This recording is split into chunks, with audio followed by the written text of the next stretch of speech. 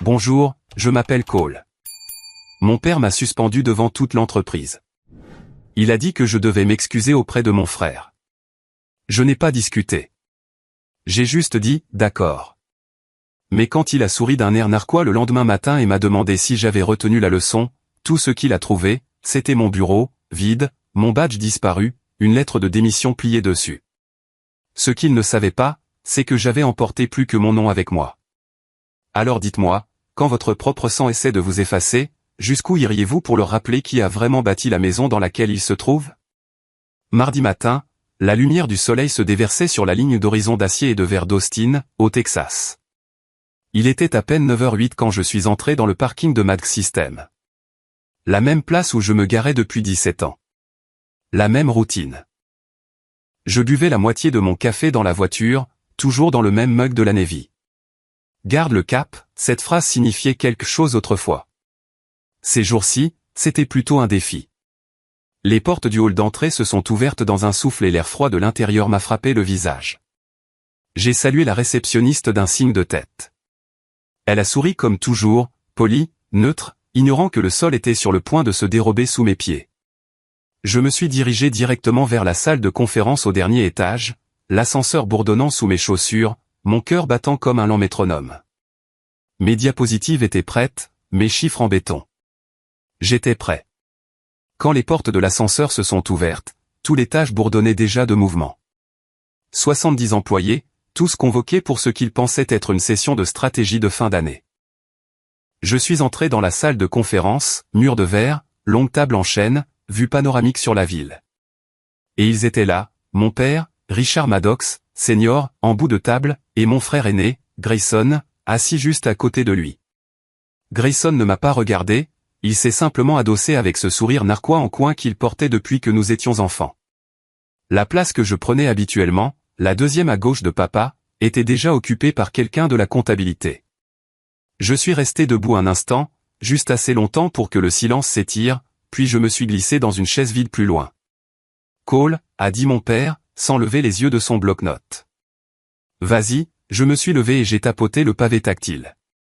L'écran s'est allumé avec la diapositive d'ouverture, intégration de l'approvisionnement NextGen, phase 4, achèvement. J'ai commencé à leur expliquer. Impact sur les revenus projetés, économie de consolidation des fournisseurs, calendrier de lancement du prochain trimestre. Ce projet était mon travail, mes longues nuits, ma vie en fait. Et je ne demandais pas d'applaudissements, juste une chance de finir ma phrase. Mais à mi-chemin de la troisième diapositive, papa a levé la main. Cole, a-t-il dit calmement. Je pense que ça suffit. J'ai fait une pause, confus. Il s'est tourné vers la salle, puis vers moi. Tu es suspendu. Mon cerveau a bégayé. Suspendu? Il a hoché la tête. Jusqu'à ce que tu présentes des excuses publiques à ton frère. Le voilà. Pas d'avertissement, pas d'explication, juste une exécution. Le silence a inondé la pièce comme une canalisation rompue. Mais ce n'était pas du choc. Pas vraiment. J'ai balayé les visages. Marketing, RH, produit, juridique. Aucun d'eux ne me regardait. Ils fixaient la table, évitant mon regard comme s'il était radioactif. On pourrait penser que le silence signifie qu'ils ne sont pas d'accord. Ce n'est pas le cas. Ça signifie qu'ils sont d'accord. Ils ne veulent juste pas être vus en train de le faire. J'aurais pu demander pourquoi. J'aurais pu me défendre, mais je ne l'ai pas fait. Ma gorge était sèche mais pas serrée. Mes mains étaient stables. J'ai juste dit « d'accord ». Puis je me suis assis. Pas même une ondulation, comme si le moment n'avait jamais eu lieu. Grayson a tapoté la télécommande et a repris là où je m'étais arrêté. Mes diapositives brillaient derrière lui. J'ai regardé mon propre travail sortir de sa bouche. Il n'a même pas modifié le titre. Pas un mot de crédit. Mon nom a été effacé comme une marque de feutre effaçable sur un tableau de verre. Propre, rapide, permanent. Je suis resté assis là pendant les 30 minutes suivantes, l'écoutant s'approprier entièrement ce que j'avais bâti. Personne ne l'a corrigé, pas même un regard dans ma direction. Chaque personne dans cette salle a fait un calcul silencieux, et j'en suis sorti comme un passif. Quand la réunion s'est finalement terminée, les gens sont sortis rapidement. Pas de poignée de main, pas de bavardage. Mon père n'a même pas regardé dans ma direction. Je me suis levé et je suis sorti, chaque pas résonnant trop fort sur le carrelage. En passant la porte vitrée, mon propre reflet m'a regardé.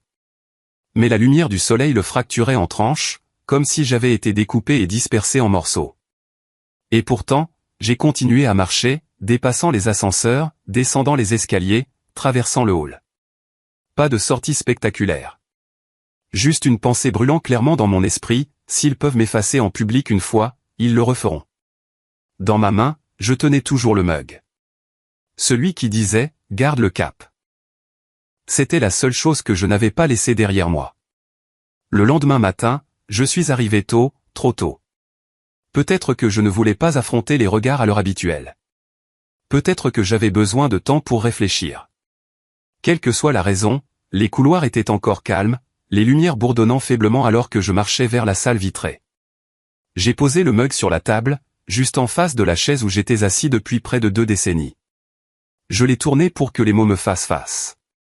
Garde le cap, les murs de verre captaient la froide lumière du soleil de Dallas et la dispersaient sur toutes les surfaces. Tranchante, stérile, précise. Les gens ont commencé à arriver un par un, comme s'ils entraient sur un plateau de jeu, faisant attention de ne pas atterrir sur la mauvaise case. Derrière moi, le bourdonnement des connexions à distance a pris vie. Les écrans muraux se sont allumés, se remplissant de grilles de visages des bureaux satellites, Houston, Denver, Minneapolis. J'ai gardé les yeux sur le siège central. Mon père s'est assis sans un regard dans ma direction. Grayson est entré quelques secondes plus tard, s'est laissé tomber sur sa chaise comme si le bâtiment et l'air à l'intérieur lui appartenaient. Il n'avait pas l'air fatigué. Il avait l'air d'avoir répété. La diapositive de l'ordre du jour est apparue. Stratégie de transition Q1. Mon jeu de diapositives, modifié juste assez pour donner l'impression que quelqu'un d'autre en était l'auteur. J'ai croisé les mains sur la table. Puis mon père s'est éclairci la gorge. Avant de commencer, a-t-il dit d'une voix égale. Il y a un point à régler. Il ne m'a pas regardé. Il a regardé à travers moi. Cole Maddox est suspendu jusqu'à ce qu'il présente des excuses publiques à son frère. Pas de préambule, pas de contexte, juste ça. Les microphones ont capté chaque syllabe et l'ont diffusé dans tous les coins de l'entreprise. En ligne, les visages ont cessé de cligner. Dans la salle, quelques mains se sont figées en l'air au-dessus des claviers. Quelqu'un a toussé derrière moi, trop fort, puis le silence à nouveau. Un silence lourd, chargé. Je n'ai pas bougé. Mon premier instinct a été d'expliquer, de leur détailler les écarts budgétaires, les journaux de dérogation, les horodatage qui ne correspondaient pas. Mais je ne l'ai pas fait. J'ai surpris une lueur de sourire se dessiner au coin de la bouche de Grayson. Ce n'était pas de la jubilation. C'était pire. C'était planifié. Pendant une seconde, j'ai pensé à l'écriture de ma mère, une carte d'anniversaire qu'elle m'avait envoyée à l'université. Une phrase m'était restée. Sois constant, même quand c'est personnel. Alors j'ai hoché la tête une fois. D'accord. C'était tout. Pas de scène, pas d'éclat, juste le son de tout ce qui basculait sous moi. Des bulles de chat en ligne sont apparues et ont disparu, comme si les gens voulaient dire quelque chose mais y ont réfléchi à 2 fois. Une jeune analyste assise en face de moi a baissé les yeux sur son bloc-notes comme s'il contenait des réponses qu'elle n'avait pas étudiées. Un homme du service juridique a attrapé son stylo, l'a manqué et l'a laissé par terre. Grayson n'a pas hésité. Il s'est avancé, a pris le cliqueur au centre de la table et a changé la diapositive. Ma diapositive. Le titre avait toujours ma structure, les couleurs, les polices, les miennes. Mais maintenant, il avait sa voix. Continuons, a dit mon père, comme si de rien n'était. Comme si je n'avais pas juste été effacé en temps réel. Grayson a commencé à parler de la nouvelle approche opérationnelle et de la manière dont une direction nouvelle aiderait à intégrer l'innovation à travers les départements. Je n'ai pas entendu les mots. J'ai regardé ses doigts parcourir la séquence que j'avais conçue. Chaque graphique, chaque modèle, un morceau de mon temps, renommé, remodelé, réaffecté. La salle hochait la tête comme les salles le font toujours quand quelqu'un au pouvoir parle et qu'ils veulent qu'on se souvienne d'eux comme étant accommodant. Personne n'a parlé pour moi. Je ne m'y attendais pas. Les gens ne risquent pas de se brûler pour un homme qui est déjà en train de brûler. Ce qui m'a surpris, ce n'était pas le silence. C'était la clarté. Je n'avais pas peur de perdre un titre. J'étais juste fatigué de louer mon nom à des gens qui ne faisaient jamais attention au bail. J'avais passé des années à construire sous leur toit, pensant que l'effort me donnerait des parts. J'ai jeté un coup d'œil au mug, toujours face à moi, toujours constant. J'ai posé ma paume à plat sur la table, sentant le bourdonnement du système de CVC, constant, indifférent, prévisible. Comme la politique, comme la hiérarchie, comme la famille. La réunion s'est terminée par un remue-ménage collectif. Les chaises ont bougé. Les vestes ont été attrapées. Les regards ont soigneusement évité le mien. Je n'ai pas pris de dossier. Je n'ai pas pris mon ordinateur portable. Juste le mug. Je suis sorti. Dehors de la salle vitrée, les couloirs étaient plus larges que dans mon souvenir. La fenêtre au fond montrait le trafic de Dallas avançant au pas, comme du sang qui refusait de coaguler. La normalité n'avait jamais semblé aussi chirurgicale. Ils l'ont rendu public. Je l'ai rendu simple. À l'ascenseur, j'ai appuyé sur le bouton. Mon reflet m'a regardé, tranché par les lignes chromées de la porte. Quelque part derrière moi, j'ai entendu les microphones s'éteindre. La dernière phrase résonnait encore dans ma mémoire. Tu es suspendu. Excuse-toi. Non. Plus d'excuses pour être compétent, pour être silencieux, pour être un inconvénient pour le mauvais type de personne. La lumière de l'ascenseur a clignoté et puis... Tu as retenu la leçon? La voix de Grayson, juste derrière moi. Les mots ont flotté dans le couloir avant même que je me retourne. Grayson se tenait là, cravate desserrée, manches retroussées, la confiance enroulée autour de lui comme une armure. Ce même sourire narquois qu'il portait depuis notre enfance était maintenant gravé sur son visage. Le genre de sourire qui vient de quelqu'un qui n'a jamais eu à nettoyer ses propres dégâts. Quelqu'un qui pensait que les conséquences étaient quelque chose qui arrivait aux autres. Il s'est approché, ses chaussures claquant sur le marbre. Tu as encore ce regard, Cole. Le regard je suis au-dessus de tout ça. Tu devrais vraiment apprendre à lire une pièce. Les gens n'aiment pas les martyrs. Je l'ai laissé parler. J'avais appris il y a longtemps que le silence déstabilise les tyrans plus que la colère ne le pourra jamais. Il a pris mon silence pour une reddition, et ça m'allait très bien. Allez, a-t-il ajouté, baissant la voix. Tu peux arranger ça. Dis juste les mots. Je suis désolé, Grayson. Papa te réintégrera d'ici lundi. Tu garderas ta retraite, ta place de parking, ta dignité. Je me suis finalement tourné pour lui faire face. Tu penses que la dignité est quelque chose que tu peux rendre? Il a ri, un son bas et suffisant qui a résonné contre les murs de verre. Toujours le philosophe. Tu sais quel est ton problème, Cole? Tu crois encore que le mérite signifie quelque chose ici? Peut-être pas, ai-je dit doucement. Mais l'intégrité, si. Du moins pour moi. Pendant une seconde, sa mâchoire s'est crispée. Puis le sourire narquois est revenu, comme un réflexe. Comme tu veux. Il s'est éloigné, lent et confiant, comme s'il avait gagné quelque chose. Peut-être qu'il le pensait. Je suis resté là jusqu'à ce que le couloir se vide, puis je me suis dirigé vers mon bureau. La porte s'est ouverte sur le calme. Pas de bourdonnement de l'ordinateur de bureau. Pas de pile de rapports en attente d'examen. La lumière du matin s'étirait sur le sol et s'arrêtait au bord de mon bureau. Tout avait disparu. Pas de dossier, pas de stylo, pas d'ordinateur portable, juste le mug. Garde le cap, les mots faisaient maintenant face à la fenêtre. Pas à moi. Quelqu'un de l'informatique était déjà passé. Avait sécurisé le poste de travail, comme ils aiment le dire, comme si j'étais une faille de sécurité au lieu de l'homme qui a construit les systèmes dont ils essayaient de m'exclure. Une enveloppe blanche était soigneusement posée sur ma chaise. Examen des biens. À l'intérieur, une liste imprimée des articles fournis par l'entreprise, mon avis de désactivation temporaire, et un post-it jaune avec une ligne griffonnée. Désolé pour ça, Cole. Ordre d'en haut. J'ai souri, non pas d'humour, mais de clarté. J'ai plié la lettre une fois, l'ai glissée de nouveau sous le mug, et j'ai regardé autour de la pièce. Pendant 19 ans, cela avait été ma deuxième maison. Longue nuit, mauvais café, audit sans fin. J'avais sacrifié des week-ends et des anniversaires ici. Maintenant, ça ressemblait au bureau d'un étranger. Cette chaise, la même où j'étais assis à travers chaque crise, me semblait autrefois être la stabilité. Maintenant, elle ressemblait juste à une cage que j'avais prise pour du confort. Le confort, ai-je réalisé, est le piège le plus doux. Je suis resté là, respirant lentement. Chaque son dans cette pièce semblait amplifié. Le bourdonnement de la ventilation, le faible grésillement du plafonnier, le murmure lointain des voix à l'extérieur.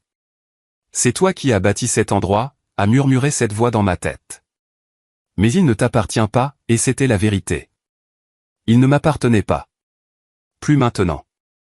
Je n'ai rien ramassé. Pas un trombone, pas un souvenir. Le mug est resté, un témoin silencieux. Puis j'ai ouvert le tiroir du haut et j'ai placé une seule page sur le bureau. Ma lettre de démission, sans adresse, non signée, juste une phrase propre au-dessus de l'espace blanc. Examen final terminé. Tous les systèmes réconciliés. Pour n'importe qui d'autre, cela ressemblerait à une ligne de conformité de routine. Pour moi, c'était un signal, une déclaration silencieuse. Les systèmes dont Grayson se vantait à chaque réunion, ceux qu'il appelait son innovation, étaient construits sur mon architecture, mes clauses, mes accès conditionnels. Ils fonctionnaient parce que je les laissais faire. Quand je suis sorti, je n'ai pas verrouillé la porte. Le couloir s'étendait, long et vide. J'entendais des pas à l'autre bout. Des gens retournant à la normale, prétendant que rien ne s'était passé. Le rire de Grayson flottait faiblement dans l'air, quelque part dans le couloir. Ce n'était pas fort, juste assez pour que les gens sachent qu'il avait gagné. Mais un rire comme ça ne dure pas. Il se nourrit de l'illusion du pouvoir, et les illusions sont temporaires par nature. Je n'ai pas regardé en arrière. Certaines sorties n'ont pas besoin de bruit. Elles ont besoin de précision. J'ai appuyé sur le bouton de l'ascenseur et j'ai attendu. Alors que la porte s'ouvrait, j'ai de nouveau surpris mon reflet. Pas fracturé cette fois, mais clair, plus léger. Puis une pensée est venue, nette et certaine. Il pense que c'est fini. Je ne suis pas entré dans l'ascenseur tout de suite.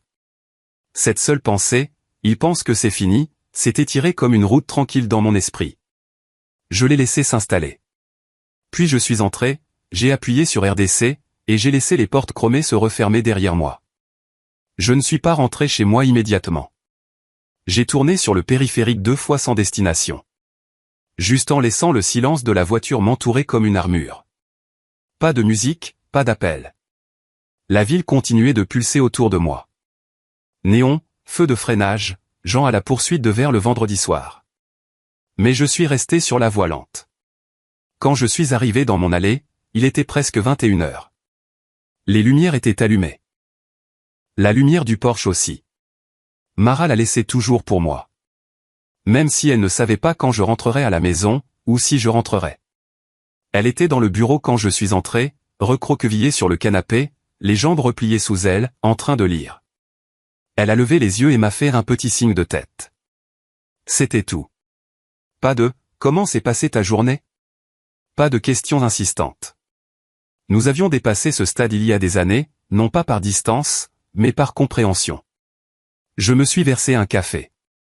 Le vieux mug ébréché avec la fissure sur le côté. Celui de « Garde le cap » avait fait son temps. Je l'ai emmené au bureau à la maison. La pièce était calme, éclairée uniquement par l'écran de mon vieil ordinateur qui s'animait. Le bureau sentait légèrement le papier sec et l'encre de tonneur, réconfortant d'une manière que la salle de conférence n'avait jamais été. J'ai glissé la clé USB de mon portefeuille dans le port. Les fichiers se sont ouverts, dossiers, archives, feuilles de calcul remontant à 15 ans. Factures, dépôt de brevets, chaîne de déploiement, contrat de partenariat. Chaque piste menait à un seul nom, le mien. Ou du moins, c'était le cas. J'ai ouvert le dépôt le plus récent, puis un autre, et un autre. Les métadonnées de l'auteur avaient changé. Pas seulement supprimées, réécrites. Grayson Maddox. Il ne s'était même pas donné la peine de changer la police. J'ai parcouru les historiques de révision. Les eurodatages confirmaient les modifications. Silencieusement, progressivement, sur 6 mois, il m'avait effacé de mon propre héritage. Il n'y avait pas d'oubli accidentel ici. C'était méthodique, une gomme lente déguisée en mise à jour de politique. J'ai cliqué sur les journaux d'enregistrement de la propriété intellectuelle, mes signatures de code, disparues des fichiers d'en-tête, échangées, masquées. Je me suis adossé, les yeux piquants à cause de la lueur de l'écran. La lettre de démission était enregistrée dans le dossier des documents, identique à la copie imprimée que j'avais laissée. Mais ici, j'avais intégré chaque empreinte de métadonnées, horodatage, dérogation d'administrateur, journaux d'audit. J'avais tout suivi. Chaque changement, chaque suppression. Il m'avait appris à être précis. Et j'avais mieux écouté qu'il ne l'avait jamais su. J'ai pris une gorgée de café. Toujours chaud, toujours amer. La trahison ne piquait plus. Pas comme avant. Je m'y attendais. Peut-être pas de manière aussi audacieuse, aussi coordonnée, mais la racine de tout ça avait toujours été là. Mon père avait un dicton, la famille d'abord signifie qu'on règle ça en interne. Ce qu'il voulait dire, c'était, la famille est l'excuse que tu utilises pour garder les secrets en sécurité. Je me souviens, à 17 ans, l'avoir vu enterrer la contribution d'un partenaire sous une société écran. L'homme ne s'en est jamais remis. Mon père a dit, il a dépassé les bornes. J'ai demandé, il n'avait pas raison, pourtant. Papa m'a regardé comme si j'avais raté l'essentiel. Il n'était pas aux commandes. La loyauté ne concernait pas la vérité. Elle concernait le contrôle. Et j'étais resté loyal plus longtemps que la plupart des gens. Le téléphone a vibré à côté de moi. Numéro inconnu. Juste un texto. Vérifie ta boîte de réception. Tu n'as pas reçu ça de moi. Je n'ai pas hésité. J'ai ouvert l'email sur mon ordinateur portable, en le faisant d'abord passer par un bac à sable. Objet, plan d'ajustement de la succession. Il y a 2 semaines. Grayson Maddox assumera la direction par intérim en attendant la mesure disciplinaire de Cole Maddox. En dessous, le calendrier sera accéléré en fonction de la réponse. Il n'avait pas réagi à ce que j'avais fait. C'était planifié. Ma suspension était la phase de déploiement. La clarté de tout cela était dégrisante. Je n'étais pas en colère. Plus maintenant. C'était passé dans l'ascenseur. Ce que je ressentais maintenant était quelque chose de plus froid. Pas de la vengeance, pas de la rancune, juste une résolution, tendue et nette. J'ai appuyé sur imprimer. La note est sortie lentement du bac, silencieusement. Je l'ai pliée une fois, l'ai glissée dans un dossier intitulé « Audit 21 » et l'ai rangée. Puis j'ai ouvert un nouveau brouillon de mail et j'ai tapé « Phase interminée ». Je me le suis envoyé. Le curseur a clignoté quelques secondes avant que je ferme le couvercle. Je me suis adossé, finissant la dernière gorgée de café et j'ai regardé par la fenêtre. Au loin, les lampadaires vacillaient comme de vieux secrets, essayant de rester allumés. Ils pensaient m'avoir enterré, mais ils avaient oublié que j'avais écrit le plan. Elle m'a repéré dès que j'ai franchi les portes vitrées. Le badge épinglé à son col indiquait « Darla », mais ses yeux disaient qu'elle savait déjà qui j'étais. Elle s'est levée, a brossé un duvet invisible de son blazer et a souri. Ce genre de sourire serré et poli que les gens réservent aux funérailles et aux corrections financières. « Monsieur Maddox », a-t-elle dit en désignant une petite salle de réunion près du hall. « Nous ne vous attendions pas ce matin. » Je suis entré, j'ai posé le dossier sur le bureau entre nous et je me suis assis en face d'elle. « Je ne suis pas là pour faire un dépôt, » ai-je dit. Juste un ajustement. Elle a ouvert le dossier lentement, comme si elle craignait que quelque chose n'en explose. À l'intérieur se trouvaient les documents, 3 autorisations de virement, toutes notariées. Le formulaire de copropriété de 2011 était encore impeccable, l'encre intacte. Elle s'est arrêtée en y arrivant. Vous retirez l'autorisation. Juste la mienne, ai-je dit. De tout ce qui est lié à Maddox System. Chaque actif lié à cette entité. Ses doigts ont plané au-dessus du clavier. Êtes-vous certain, monsieur? Une fois que c'est traité, les annulations ne sont pas simples. J'ai hoché la tête une fois. Je suis certain. J'ai construit la machine. Voyons comment elle ronronne sans moi dans le circuit. Elle n'a pas insisté, elle a juste tapé. Et à chaque frappe, un mur s'est abattu derrière moi. Pas avec un fracas, mais avec la décision silencieuse d'un homme qui n'a plus rien à prouver. 10 minutes plus tard, c'était fait. Il ne restait que des ondulations numériques, des verrous électroniques se fermant en arrière-plan d'un système conçu pour cacher sa dépendance. Et je savais que la clause se déclencherait bientôt. Il y a 15 ans, enfoui dans l'architecture interne de l'infrastructure financière de Max System, j'avais écrit une clause de protocole qui exigeait une double vérification sur tous les comptes propriétaires. L'un d'eux étant le mien. Une mesure de sécurité à l'origine, que personne n'a jamais contestée parce qu'elle était enfouie sous une couche de code hérité et un langage de conformité vague. Avec mon retrait, cette clause s'est activée automatiquement. Elle n'enverrait ni étincelle ni sirène. Elle arrêterait simplement tout, liquidité gelée, alerte de transaction, alerte système trop complexe pour que quiconque dans ce bâtiment puisse les contourner sans déclencher un audit par un tiers. Pas de la vengeance, juste de l'architecture. À exactement 11h42, les comptes de Max System ont commencé à se verrouiller. Je ne me suis pas attardé à la banque. J'ai laissé Darla avec un merci et je suis sorti à la lumière du soleil, vive, tranchante contre le béton. Le bâtiment d'en face se dressait, vert et acier, comme une salle d'exposition se faisant passer pour une entreprise. Au lieu de remonter dans la voiture, j'ai traversé la rue pour aller dans un dîner que je me rappelais de mes années d'université. Même enseigne au néon, même vitre maculée de graisse.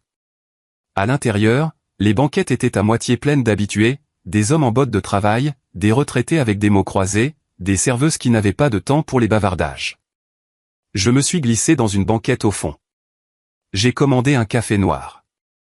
La télévision au fond de la salle diffusait les nouvelles économiques. Pas de son, mais le téléscripteur boursier défilait en bas. Rouge, rouge, encore plus de rouge. Un titre a brièvement clignoté, Max System, des dépôts retardés perturbent les prévisions. La serveuse a versé le café. Elle avait peut-être 40 ans, fatiguée mais gentille. Elle a remarqué le costume. Vous êtes de l'entreprise, a-t-elle demandé en désignant de la tête le bâtiment Max. J'ai remué le café une fois. Plus maintenant. Elle a eu un petit rire doux et entendu. Mon frère y travaillait. Ils disaient qu'ils se dévorent entre eux. Je n'ai pas souri, mais je l'ai regardé dans les yeux et j'ai dit, oui, c'est vrai. Elle a hoché la tête comme si elle avait vu cette histoire 100 fois, a rempli le mug et m'a laissé seul. J'ai siroté lentement. La chaleur m'a ancré. Pas de texto de Mara. Pas d'appel de mon père. Pas encore. Ils allaient arriver. Mais pour l'instant, il y avait le calme. Pour la première fois depuis des jours, je n'avais pas l'impression de retenir ma respiration. Juste avant midi, mon téléphone a vibré. Numéro inconnu. J'ai décroché. Ouais. Cole, a dit une voix. Je l'ai reconnu. Thomas Yates, le conseiller juridique principal de l'entreprise. Sa voix était tendue, à la limite de la panique. Vous devez venir, a-t-il dit. Pourquoi? Il a hésité. Votre père vient de l'apprendre. Je suis resté silencieux. Thomas a continué à propos des comptes. Il pense que tu as rendu ça public. À travers la vitre du dîner, le logo de Max se reflétait sur la façade polie de la banque, fracturée par la lumière du soleil comme du verre à moitié brisé. Ce n'est pas le cas, ai-je dit. Alors pourquoi? Parce que je n'en ai pas besoin. Pas encore. Il n'a pas répondu tout de suite. J'ai mis fin à l'appel sans attendre. J'ai fini mon café, j'ai laissé un billet de 20 sous le mug, je me suis glissé hors de la banquette, j'ai laissé la cloche au-dessus de la porte teintée derrière moi. De retour dehors, l'air semblait différent, plus vif, plus propre. Je n'ai pas regardé en arrière vers le bâtiment. Ce construit sur une brillance empruntée ne dure jamais longtemps face aux vraies intempéries. Ils pensaient que me retirer améliorerait leur image, mais ils avaient oublié que j'avais conçu la plomberie. Quand je suis arrivé dans le quartier, le soleil était tombé assez bas pour projeter de longues ombres sur l'asphalte. La voiture de mon père était déjà là, garée de travers au bord de l'allée, le moteur tournant encore, la chaleur s'élevant du capot comme le dernier souffle avant une tempête. Je n'ai pas eu besoin de deviner depuis combien de temps il était assis là, à rejouer les titres dans sa tête, à grincer des dents jusqu'à la racine. Il n'a pas attendu que je sorte de la voiture. Au moment où mon pneu s'est arrêté, la portière de sa berline s'est ouverte et il a foncé vers le Porsche comme s'il en était le propriétaire. Il n'a pas frappé. La porte s'est ouverte en grand alors que j'entrais et il a suivi, les épaules raides, la mâchoire crispée. Le genre d'entrée qu'on ne demande pas. Le genre qui vient avec des décennies de privilèges. Es-tu devenu fou, a-t-il lâché, sa voix résonnant dans la maison avant même que ses chaussures aient franchi le paillasson. Je n'ai pas répondu tout de suite. J'ai pris mon temps pour poser les clés sur la table d'appoint, pour enlever ma veste. J'ai entendu la porte se fermer derrière lui avec un bruit sec. Je ne me souviens pas de t'avoir invité, ai-je dit, calme, mesuré. Te rends-tu seulement compte de ce que tu as fait, a-t-il aboyé, s'avançant plus profondément dans le salon comme s'il avait quelque chose à prouver. Les opérations de la banque sont gelées.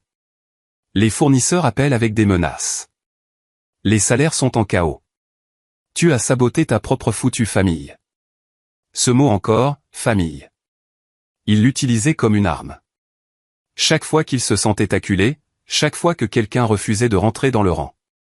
Pas un lien, juste une laisse qu'il tirait quand le contrôle commençait à lui échapper. Je ne lui ai pas donné la réaction qu'il voulait. Je n'ai rien saboté. J'ai suivi le protocole. Tu m'as humilié, a-t-il dit, la voix tremblante de rage. Devant tout le conseil d'administration. J'ai haussé un sourcil. Je ne t'ai pas humilié. Tu l'as fait toi-même en lisant ma suspension comme un communiqué de presse. Il a fait un pas en avant, pointant un doigt vers ma poitrine. Tu as humilié ton frère. Tu l'as toujours détesté pour être ce que tu n'es pas, j'ai laissé échapper un rire silencieux et sans humour. Jaloux de Grayson? De quoi? De s'en tirer avec des faveurs? De détourner les systèmes que j'ai construits et de les revendiquer comme siens. Ce n'est pas du succès. C'est du camouflage. Il a eu l'air de vouloir me frapper, juste une seconde, mais au lieu de cela, il a ravalé sa fureur et a dit, « Tu penses que ce petit coup te donne une sorte de supériorité morale? Tu reviendras en rampant quand l'argent se tarira. Tu le fais toujours. » Je me suis approché, juste assez près pour que ma voix perce. La différence entre nous, ai-je dit, c'est que quand je m'éloigne de quelque chose, ça ne s'effondre pas parce que j'en ai besoin. Ça s'effondre parce que ça avait besoin de moi. Sa bouche s'est ouverte. Rien n'en est sorti. Ce silence. Il a atterri plus durement que n'importe quelle insulte que j'aurais pu formuler. Il m'a tourné le dos, arpentant vers la cheminée, les mains crispées en poing. Tu as toujours été difficile. Tu as toujours dû avoir le dernier mot. Toujours eu besoin de contrôle. Je n'ai pas élevé la voix. Je n'ai pas bougé. Non, ai-je dit plus doucement. C'était toi. Et tu as pris le silence pour de la loyauté. Je suis resté silencieux toutes ces années, non pas parce que j'étais d'accord, mais parce que je respectais la maison que tu avais bâtie. Je vois maintenant que ce n'était jamais une maison, juste une scène. Il s'est figé. Le feu en lui a vacillé, juste le temps d'un souffle. Pour la première fois, je n'ai pas vu le patriarche de Mad System. J'ai vu un homme qui avait appris à commander des salles, mais qui n'avait jamais appris à retenir les gens.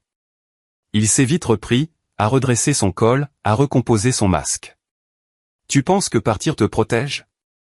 Son ton est devenu glacial. Tu as signé des choses. Il y a des clauses. Je peux les mettre en lumière. Tu veux que ce soit sale? Je le rendrai sale. J'ai légèrement penché la tête. Moi aussi.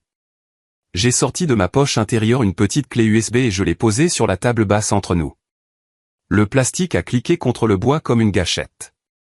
Son regard est tombé dessus. Pas de tressaillement, pas de déni, mais je l'ai vu. Cette lueur de calcul. Il y a assez de données là-dessus, ai-je dit, pour que chaque membre du conseil se demande qui a vraiment falsifié les rapports trimestriels. Et que chaque investisseur se demande pourquoi il n'y a aucune piste d'audit sur les 4 dernières propositions de Grayson. Tu n'oserais pas, a-t-il dit après une pause. Il n'y avait pas de choc dans sa voix, seulement un défi. Je l'ai regardé droit dans les yeux. N'oserais-je pas? Il n'a plus parlé.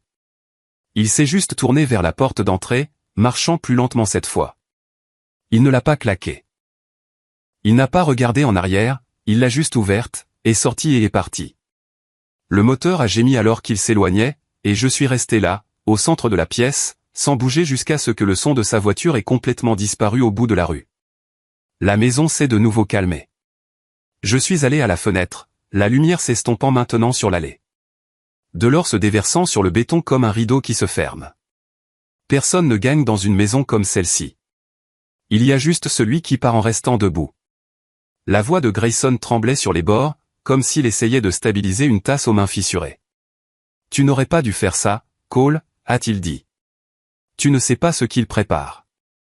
Je suis entré dans le couloir, loin de la cuisine où Mara pliait du linge. J'ai gardé la voix basse. Qu'est-ce qu'il prépare? Des grésillements ont rempli la ligne pendant une seconde. Puis, il va faire croire que tu as volé l'entreprise. Il a l'équipe de comptabilité qui ressort des pistes archivées, des approbations numériques, des trucs qu'ils peuvent antidater. Demain matin, il y a une réunion du conseil. Il va te faire accuser avant que quiconque ne vérifie les faits. J'ai appuyé mon épaule contre le mur, les yeux fixés sur le vide. Et tu le laisses faire? Il a hésité. Je n'ai pas dit ça. Tu n'en as pas eu besoin. La ligne est devenue morte une seconde plus tard. Il a raccroché le premier. Le sommeil n'est pas venu. Je n'ai même pas essayé. Je suis resté à la table de la cuisine, l'écran de mon ordinateur portable brillant dans le noir, bourdonnant comme s'il savait que quelque chose allait arriver.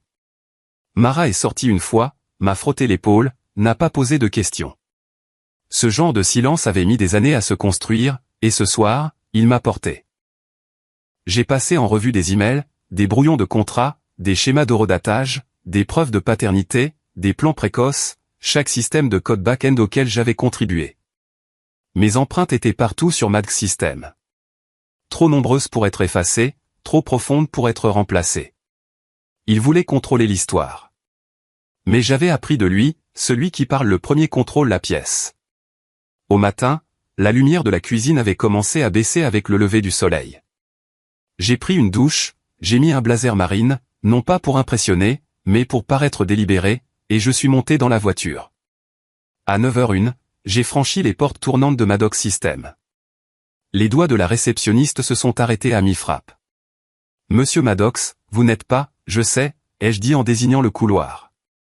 Appelez la sécurité si vous voulez. Ils voudront entendre ça aussi. La salle de conférence était pleine.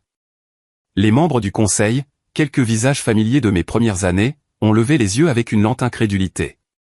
Mon père était déjà assis en bout de table, costume impeccable, jambes croisées, mains jointes comme si c'était une autre revue trimestrielle. Grayson était assis à sa droite, n'évitant pas mes yeux. Eh bien, a dit mon père avec ce sourire narquois répété, tu as décidé d'affronter les conséquences après tout. Je n'ai pas pris la peine de répondre. Je me suis dirigé vers la table, j'ai sorti une clé USB de ma poche et je l'ai branchée sur le moniteur au centre. Je me suis dit que j'allais amener les preuves. L'écran s'est allumé. D'abord, des journaux de transactions, des lignes de chiffres avec des noms d'utilisateurs et des adresses IP clairement indiquées. Puis sont venus les historiques d'accès aux logiciels horodatés. Puis des emails archivés, des modifications, des suppressions, et un fil de discussion interne marqué « Brouillon uniquement, ne pas transférer », montrant Grayson joignant des fichiers comptables modifiés. Un silence est tombé sur la pièce. L'avocat de l'entreprise, Thomas Yates, est devenu pâle, la mâchoire tressautant. Un membre du conseil s'est penché en avant, plissant les yeux vers l'écran comme s'il ne faisait pas confiance à ses propres lunettes. Les lèvres de Grayson ont bougé, mais aucun son n'est sorti. Il ressemblait à un enfant pris avec des ciseaux à la main, debout au-dessus de rideaux déchiquetés. Chaque document que vous prévoyez d'utiliser contre moi, ai-je dit doucement, a été modifié sur ta machine personnelle, Grayson, connecté via ton VPN, suivi sous ton horodatage d'administrateur. Le sourire narquois de mon père a glissé. Juste un peu. Tu nous as piégés, a-t-il dit, sa voix se resserrant. Non, ai-je répondu. Vous vous êtes piégés vous-même. J'ai juste arrêté de vous couvrir. Personne n'a parlé. On pouvait sentir l'effondrement dans la pièce, le silence qui suit la mort d'un mythe. Ils avaient toujours pensé que je restais parce que j'avais besoin d'eux. Mais j'étais resté parce que je voulais construire quelque chose qui nous survivrait. J'ai débranché la clé, je l'ai mise dans ma poche. Fais le ménage dans ta maison, papa, ai-je dit, avant que quelqu'un d'autre ne le fasse pour toi. Puis je me suis retourné et je suis sorti. La lumière du soleil à l'extérieur a frappé plus fort que prévu. Froide mais propre, comme l'air après un éclair. Mes chaussures ont cliqué contre le dallage en pierre, l'écho net et mesuré. De retour dans la voiture, je n'ai pas démarré tout de suite. Je suis juste resté assis là, regardant le reflet du bâtiment sur mon pare-brise. Il avait l'air solide de l'extérieur, verre et acier, ambition et fierté. Mais je savais que la pourriture était à l'intérieur, et je venais d'allumer une mèche. Quand je suis rentré à la maison, la lumière du porche était déjà allumée. Mara a dû l'allumer quand le ciel a commencé à s'assombrir, ignorant que toute la ville était déjà illuminée par le désordre de ma famille. La maison était silencieuse. Je n'ai même pas dépassé le couloir avant que le premier appel n'arrive. Puis un autre, et un autre. J'ai jeté un coup d'œil à l'écran. Numéros inconnus, bureau de presse, anciens clients, des noms que je n'avais pas vus depuis l'université, tous à la poursuite de la même chose. Le titre était partout. Mag System sous enquête fédérale pour pratiques comptables frauduleuses. Je me suis affalé sur le canapé, le téléphone face contre la table basse. Le tissu sous moi semblait étranger, comme si je n'appartenais plus à cette maison, comme si mon nom était devenu trop bruyant pour y tenir. La télévision est restée éteinte. Je n'avais pas besoin de la voir pour savoir ce qui se jouait. Sous le bavardage croissant dans ma tête, il y avait un autre type de bruit, un que je n'attendais pas Grayson. Quelque part dans le mélange de justice et de décombre, l'image de lui, pâle, nerveux, se cachant derrière papa dans chaque salle de conférence, a refait surface. Malgré tout son privilège, il n'était pas bâti pour ce genre d'examen.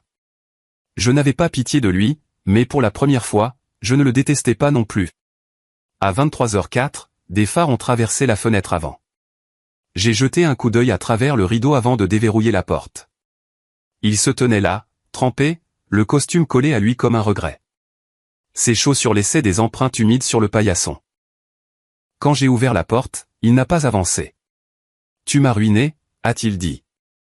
Je n'ai pas bronché. Non. Tu as juste manqué d'endroit où te cacher.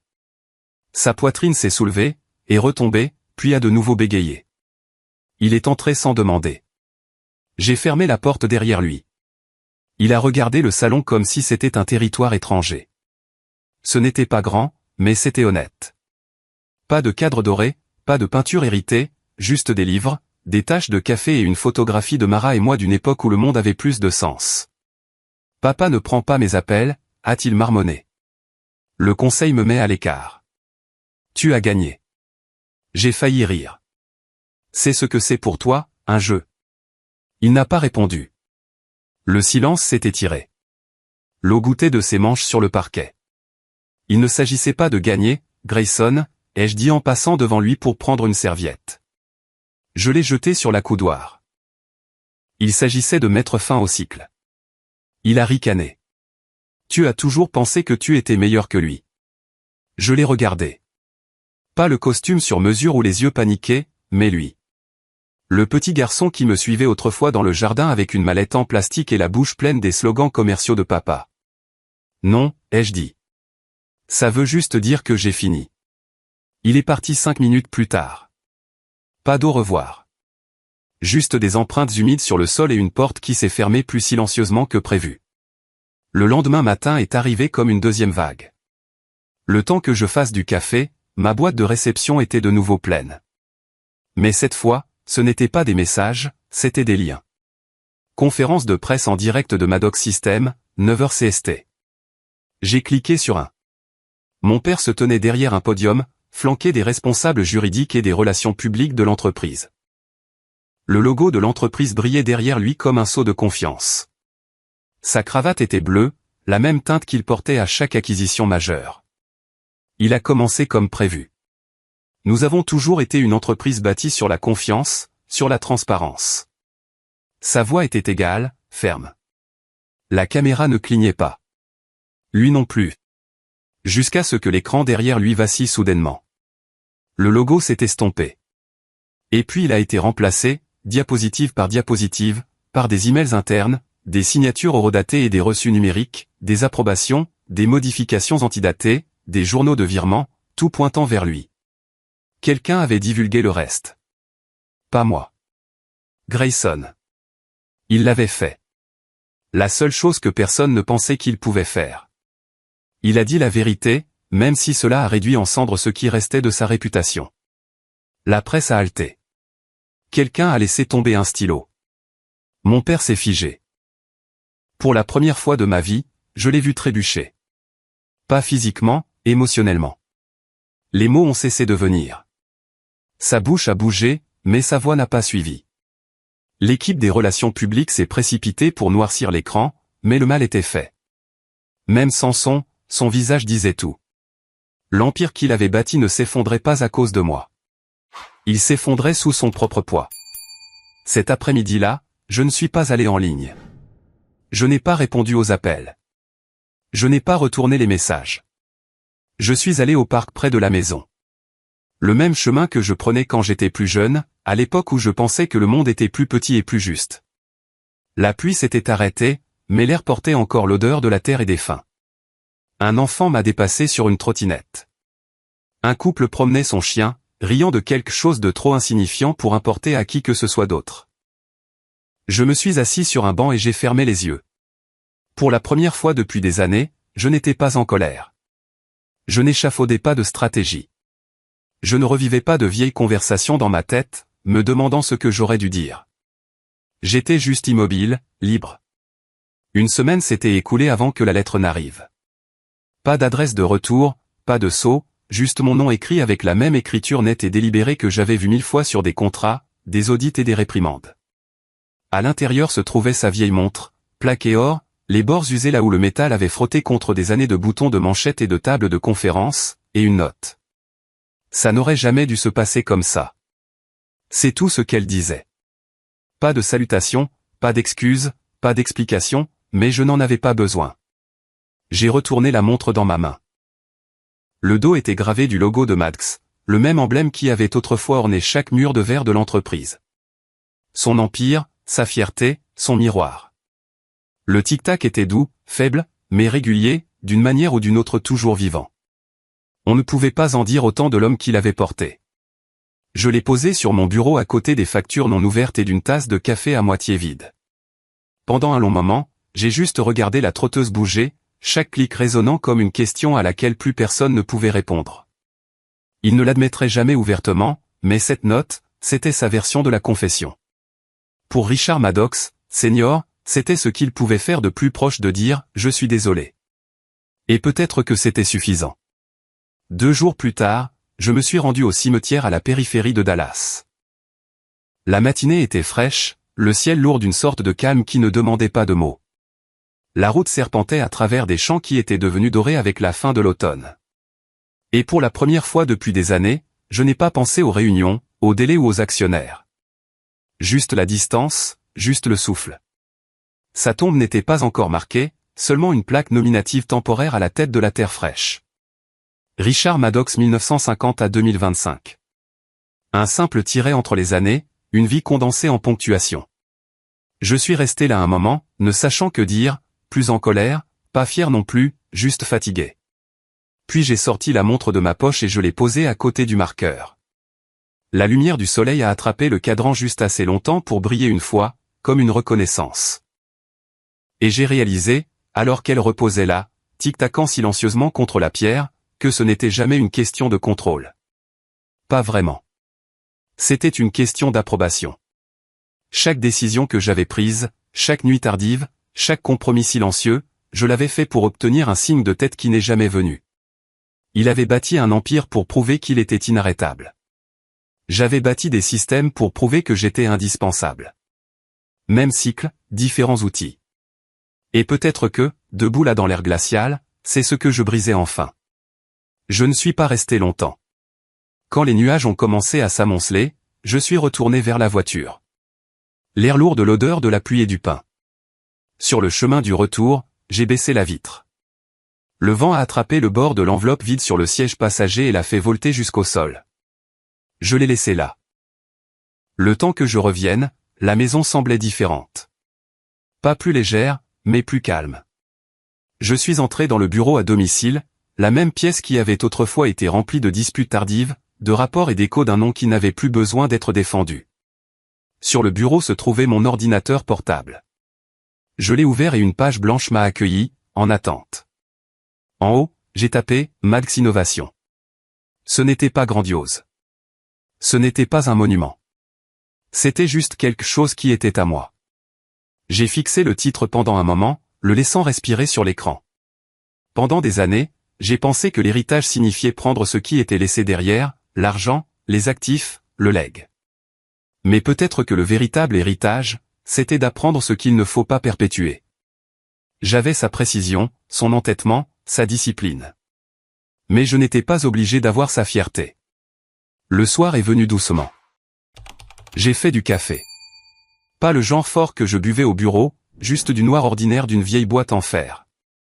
Le mug ébréché que j'avais ramené à la maison il y a des mois attendait. « Garde le cap », disait-il. Les mots étaient estompés, mais toujours lisibles. J'ai souri. Pour la première fois, l'amertume dans la tasse ne persistait pas. Je me suis adossé, j'ai regardé le soleil plonger sous la ligne de la clôture, et j'ai murmuré à personne, « D'accord ». Le même mot que j'avais utilisé le jour où il avait essayé de me briser. Sauf que cette fois, ce n'était pas une reddition. C'était la paix. De la pièce voisine, la montre en or tic-taquait doucement.